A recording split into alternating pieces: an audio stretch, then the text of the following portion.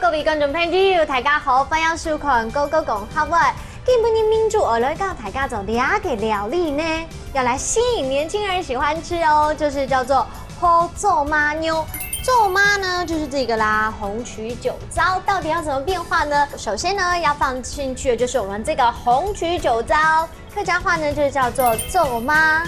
做媽，這是在客家莊限定的，而且現在要吃到傳統味道很難得了。好，我現在就把它放下去醃嘍。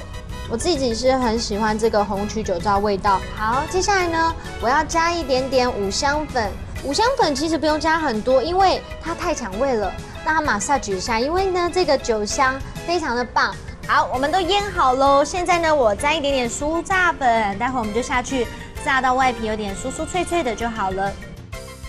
為了解油膩呢，下面鋪一層高麗菜，大家可以配着吃，吃起來就比較爽口。高麗菜的客家話就是高麗菜，高麗菜，有學會了嗎？好，現在炸好了，我們來試試看看一下裡面有沒有熟透嘍。太好了，大家配着高麗菜吃，應該會很爽口。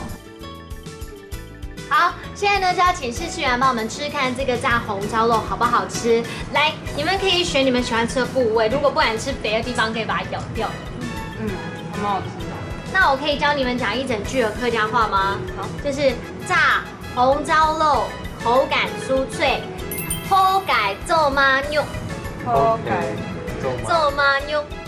素素脆脆，对，就是素素切一切，素素脆脆这样子。Hello， 各位朋友们，今天呢，我们又很开心的一起来学做料理喽。关于这个红曲酒糟，真的只有在客家庄里面可以吃得到的正统客家味。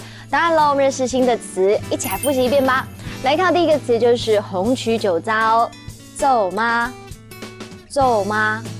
第二个呢，来看到就是高麗菜，高麗菜。高麗菜。第三個來學到一整句話，來看到就是炸紅燒肉，口感酥脆，好改做媽妞，酥酥脆脆，好改做媽妞，酥酥脆脆。哦，這句話真的沒有這麼簡單呢，觀眾朋友要加油嘍，學起來你又再升級了。好，我們下次見嘍，拜拜。